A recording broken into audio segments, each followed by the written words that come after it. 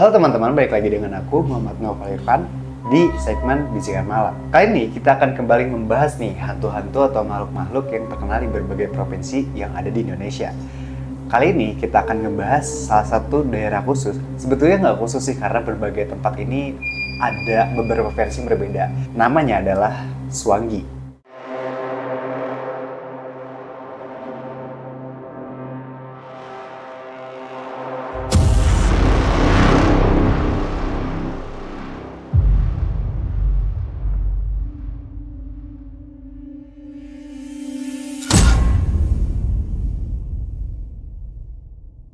Suanggi ini itu terkenal ada yang di Papua, di NTT, di beberapa provinsi khususnya di Indonesia bagian timur, teman-teman. Jadi kita akan ngebahas lebih lengkap dari makhluk yang bernama Suanggi ini. Asal-usul Suanggi. Suanggi itu berasal dari kisah seorang wanita cantik yang berada di Nangaroro, bagian NTT, pada tahun 1895, yang dipenuhi rasa iri, dengki terhadap tetangganya. Setelah melihat seorang bapak yang sering mendapatkan hasil melimpah dari hasil mancing, hatinya itu penuh kebencian. Dengan niat jahat, ia pergi ke hutan untuk mencari kekuatan gaib. Selama 40 hari, ia berdoa dan menyembah pohon besar, berharap mendapatkan ilmu hitam dari penunggunya. Suatu malam, suara dari pohon itu menjawab, menyuruhnya pulang dan memperingatkan bahwa pada malam itu rohnya akan keluar. Ketika ia kembali ke rumah, tingkah lakunya itu mulai berubah, teman-teman. Matanya itu mulai memerah seperti iblis, dan pada malam hari ia mencoba mempraktikkan sihir yang didapatnya itu. Namun, tiba-tiba ia merasa lehernya seperti dicekik oleh kekuatan yang tak terlihat, berteriak kesakitan sebelum akhirnya mati secara mengenaskan. Warga desa itu yang melihat kematiannya percaya bahwa ia salah menggunakan sihir dan meninggal karena kutukan. Sejak saat itu, rohnya itu dikenal sebagai Suanggi, sosok yang bergentayangan di malam hari, mencari mangsa, dan menghantui masyarakat sesuai dengan permintaan pohon yang ia sembah. Korban dari isu Suanggi. Korban isu dukun Suanggi juga terjadi di desa Sidabui, Kecamatan Alor Selatan, Kabupaten Alor, Nusa Tenggara Timur. Sebanyak 9 orang telah tewas menjadi korban dari isu ini selama Januari hingga Februari tahun 1993. Bahkan jika tidak berhasil diungkap oleh pihak kepolisian, terdapat daftar 30 nama yang dituding sebagai dukun Suanggi. Latar belakang kasus ini itu disebabkan banyaknya korban meninggal karena ketika itu sedang terjadi wabah malaria. Dan warga itu justru berobat ke kepala desa Sidabui yang juga berprofesi sebagai dukun. Ketika gagal mengobati, kepala desa Sidabui dengan enteng menuding pasiennya kena santet Suanggi. Karakteristik Suanggi. Suanggi itu memiliki kekuatan luar biasa yang mampu membuatnya bertransformasi menjadi berbagai macam makhluk. Salah satunya adalah cicak, hewan yang dianggap sering membawa petanda buruk di Papua. Mereka juga dipercaya mampu terbang menggunakan pelahan daun kelapa untuk mengejar dan menghantui korbannya. Kekuatan utama Suanggi itu terletak pada kemampuannya untuk mengirimkan santet atau doti-doti, semacam ilmu hitam yang memungkinkan mereka memasukkan benda-benda seperti dedaunan, kayu, atau benda-benda tajam lainnya secara goib ke dalam tubuh korbannya. Ilmu hitam Suanggi menuntut orang yang mempelajarinya untuk menyediakan tumbal dari keluarganya atau keturunannya sendiri. Jika tidak kuat mental dan memenuhi salah satu persyaratan, orang tersebut itu bisa mengalami gangguan jiwa alias gila. Suanggi juga dituntut untuk memakan bagian tubuh mayat korbannya.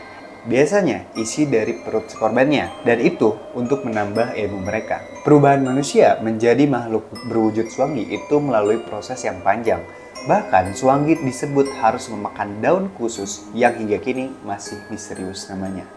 Agar seorang menjadi Suanggi, orang tersebut harus belajar dengan Suanggi lainnya. Ujian terakhirnya berupa orang yang belajar ilmu Suanggi harus dimutilasi dan harus dapat hidup kembali dengan ilmu yang telah dia pelajari. Cara lainnya adalah dengan cara terkena efek dari daun Suanggi yang sejenis tanaman tertentu di mata manusia biasa. bisa berupa daun singkong atau daun pisang. Tetapi dalam penglihatan para Suwangi, daun singkong dan daun pisang itu sesungguhnya adalah daun Suwangi. Jika masuk ke dalam tubuh, orang yang makan daun Suwangi dapat terkena penyakit yang tidak bisa disembuhkan. Dan orang yang terkena efek dari daun Suwangi secara tidak langsung disebut sebagai Suwangi. Nah, Suwangi ini punya ciri-ciri nih. Biasanya dia datang kapan aja dan apa yang akan dialami korban sebelum Suwangi ini datang kepadanya. Salah satu ciri kedatangannya bisa terlihat seperti bola api yang melayang-layang di atas rumah sang korban. Suwangi dapat berubah bentuk dari bola api menjadi sosok hantu perempuan dengan wajah menyeramkan. Di Maluku atau Halmahera, Suwangi diceritakan sering muncul pada malam hari, berwajah seram dengan kepala bersayap yang terbang mencari mangsanya. Suwangi juga dikenal ini di daerah dengan ritual mistiknya, yakni menari di tengah bulan purnama.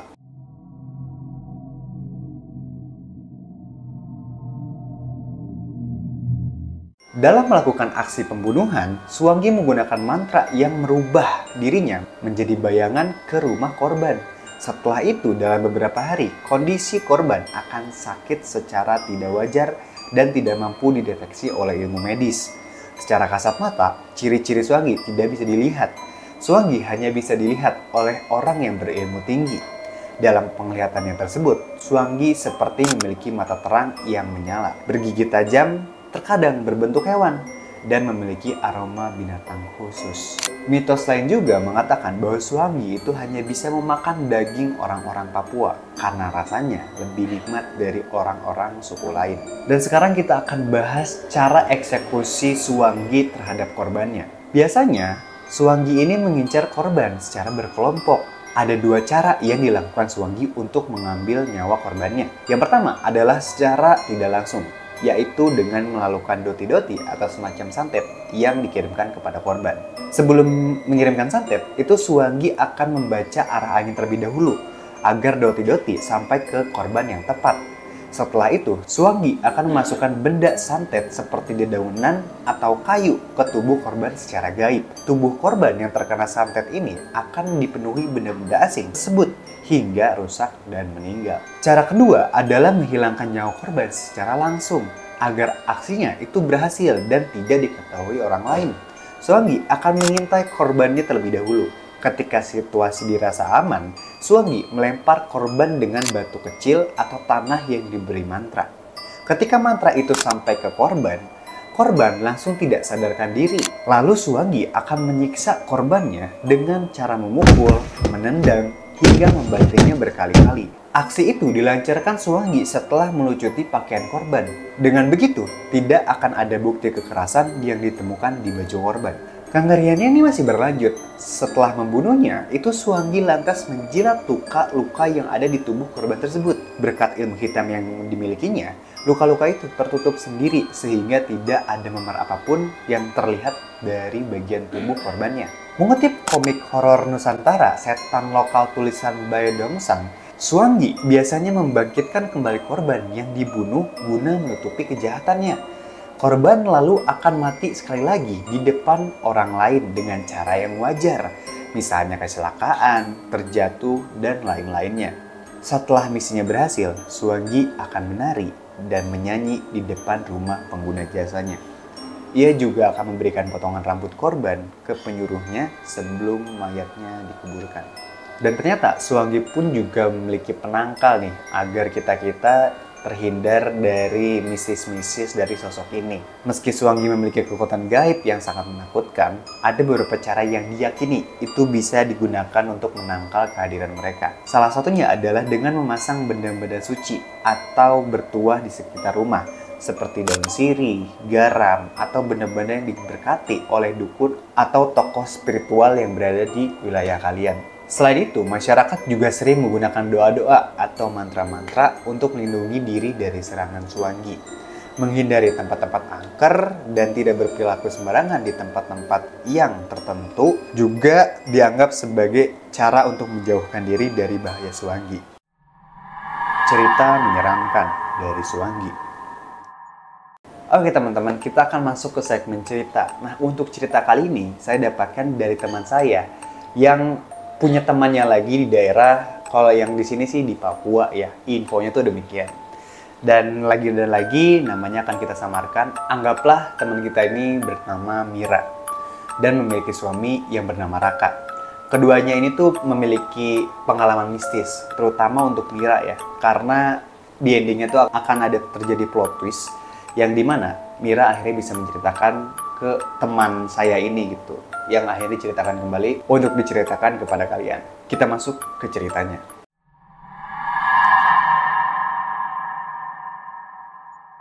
Mira dan Raka itu sudah menikah selama 10 tahun. Dan Mira sangat mengenal Raka dengan baik.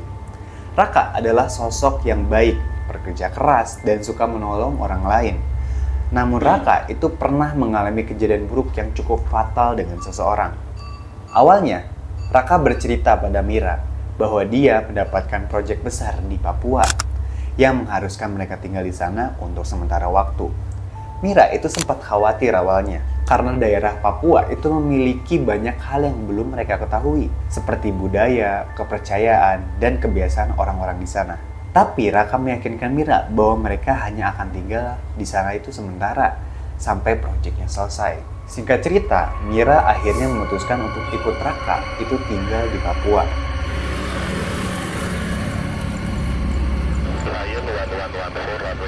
2 bulan berlalu dan semuanya tampak baik-baik saja.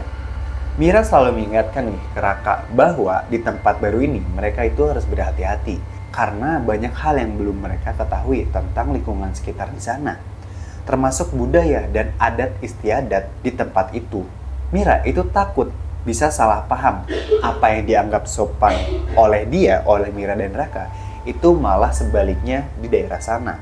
Karena itulah Mira memutuskan bahwa menjaga jarak dan tidak terlalu bersosialisasi adalah pilihan yang tepat. Namun sesuatu yang aneh pun terjadi. Suatu hari itu Raka berpulang ke rumah dengan wajah panik dan gelisah. Mira langsung bertanya, "Kamu kenapa? Ada masalah apa di pekerjaan?" Raka masih dengan ekspresi tegang menjawab, "Bukan soal pekerjaan. Tadi di jalan pulang, aku tanpa sengaja menabrak seekor anjing. Pemiliknya itu langsung keluar dan marah padaku. Orang itu besar dan tinggi. Wajahnya terlihat sangat marah. Dia tidak banyak bicara, hanya menatapku dengan penuh amarah. Aku sudah bilang maaf berkali-kali, tapi dia terus menanyakan di mana aku tinggal dan apa yang aku lakukan di sini." Raka melanjutkan dengan suara gemetar, "Aku bilang padanya bahwa aku hanya bekerja sementara di sini, di proyek pembuatan lahan. Aku bahkan tunjukkan di mana kita tinggal, karena tidak jauh dari beberapa blok kita.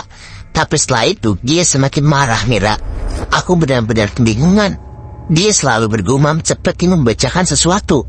Ya, mungkin mantra atau apapun itu aku tidak tahu. Dan terus menatapku tajam. Aku minta maaf lagi dan lagi, tapi dia tidak menjawab. Hanya bergumam dan terus menatapku. Aku takut. Jadi aku tinggalkan anjingnya itu di depan rumah dan cepat-cepat pergi." Raka mengakhiri ceritanya dengan suara lemah. "Apa yang harus aku lakukan, Mira? Aku takut terjadi sesuatu kepada kita." Mira ikut merasa cemas, berusaha menenangkan Raka, namun dalam hatinya ia tak bisa menghilangkan rasa takut bahwa mungkin sesuatu yang buruk akan terjadi kepada mereka di kemudian hari. Hari-hari berlalu dengan tenang hingga suatu saat ketika Raka sedang bekerja dan aku, Mira, sendirian di rumah. Terdengar ketukan pintu. Ketika aku membukanya, aku melihat seorang pria tinggi besar berdiri di hadapanku, mengenakan pakaian adat. Aku terkejut, namun berusaha tetap tenang. "Selamat siang, Pak. Ada yang bisa saya bantu?" Tanyaku berharap mendapatkan respon. Namun pria itu hanya diam, menatapku dengan pandangan dingin, lalu melirik ke dalam rumah. Tanpa sepatah kata pun, ia berbalik dan pergi, meninggalkanku dalam kebingungan. Malam harinya, aku menceritakan kejadian ini kepada Raka.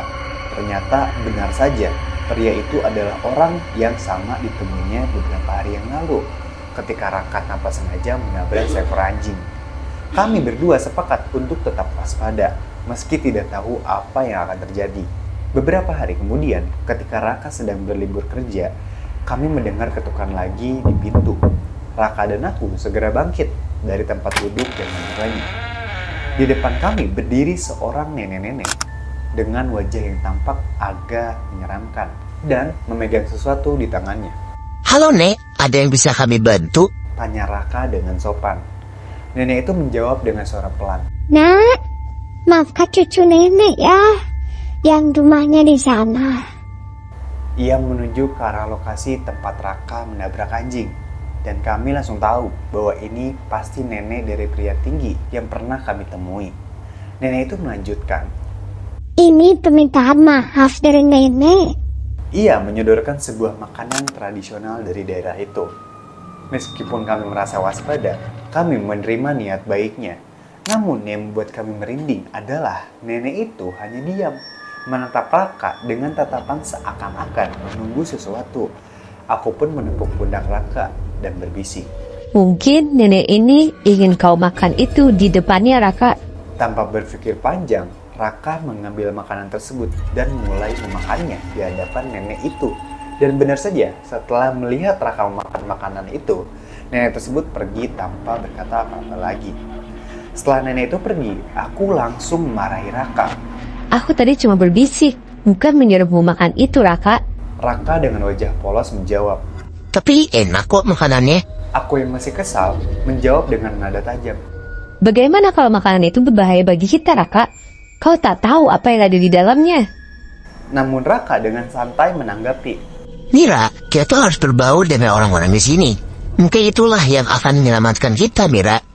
Masih kesal dengan jawabannya, aku meninggalkan Raka di ruang tamu. Merasa jengkel karena ia terlalu meremehkan situasi ini. Malam itu, ketika mereka sudah bersiap untuk tidur, Mira mendengar suara tawa pelan yang bergema di dalam rumah. Suara itu terdengar jauh namun jelas, seperti ada seseorang yang tertawa dari dalam rumah mereka. Mira segera membangunkan Raka dan bertanya. Apa kau mendengar itu? Namun Raka hanya menggelengkan kepala. Mira mencoba menenangkan diri dan mengabaikan suara tersebut.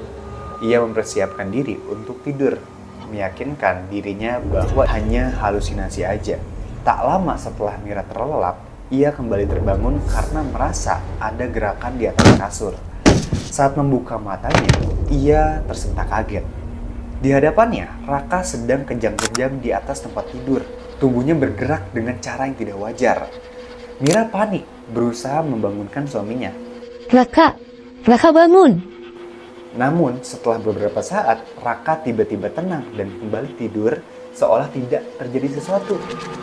Merasa tidak tenang, itu Mira membiarkan Raka beristirahat kembali. Berpikir mungkin ia hanya mengalami mimpi buruk. Dengan panik yang masih menyelimuti, Mira memutuskan untuk pergi ke dapur dan mengambil segelas air untuk menenangkan diri.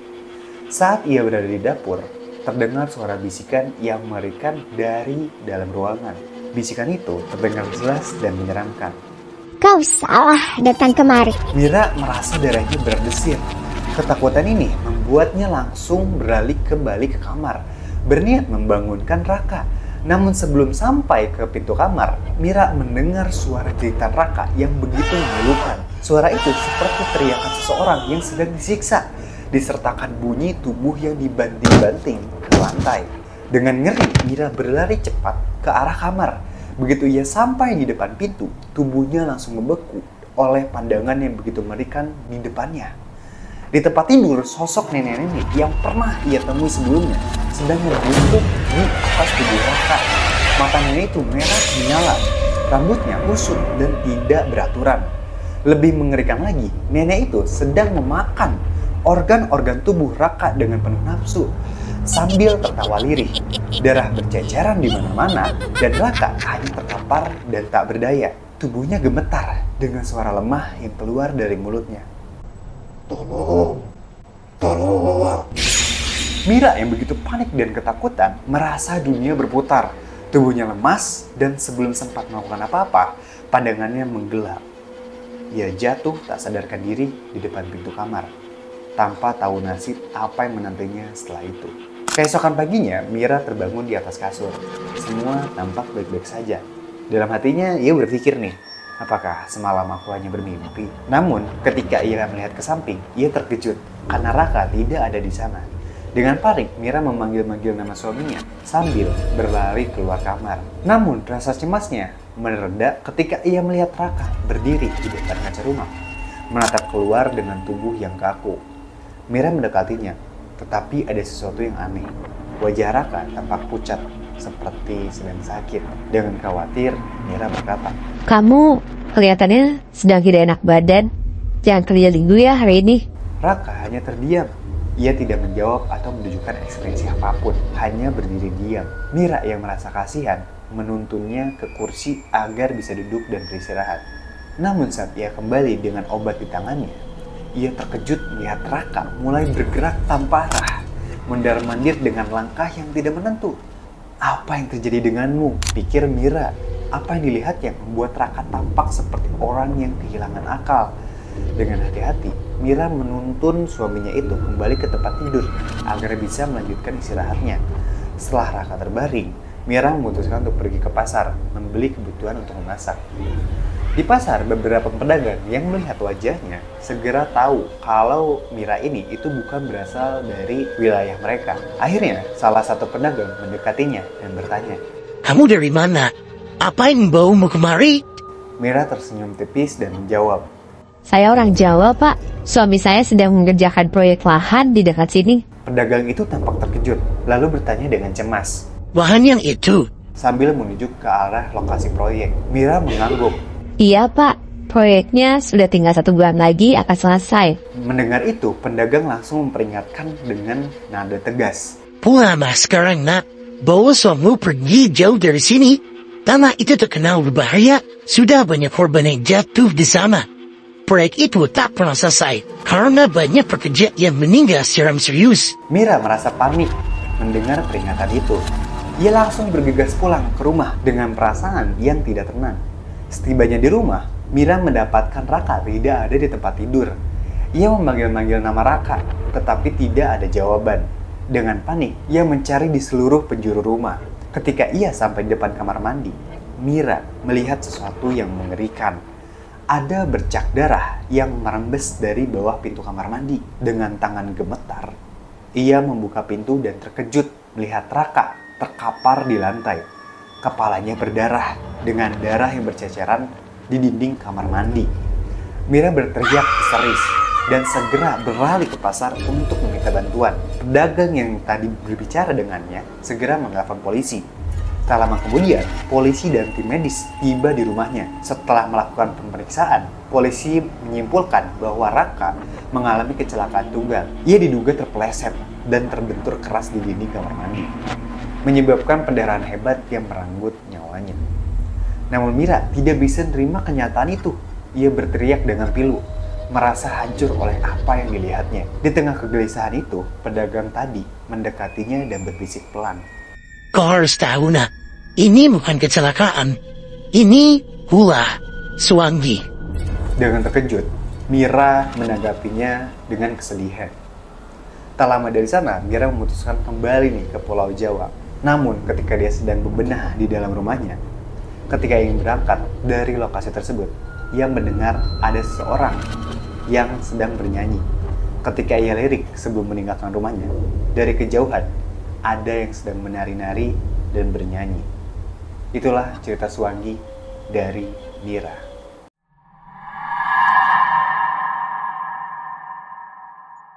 Itulah cerita dari Mira, terjadi langsung pada suaminya. Yap, betul, suaminya sudah tidak ada. Sekarang Mira tinggal sendiri di Jawa. Oke, gimana nih teman-teman cerita tentang Suwangi ini? Apakah kalian memiliki cerita-cerita seram nih tentang makhluk yang bernama Suwangi dari teman kalian? Atau bahkan kalian pernah mengalami sendiri? Untuk kedepannya, kita akan membahas lagi nih makhluk-makhluk yang berada di provinsi berbeda-beda di Indonesia.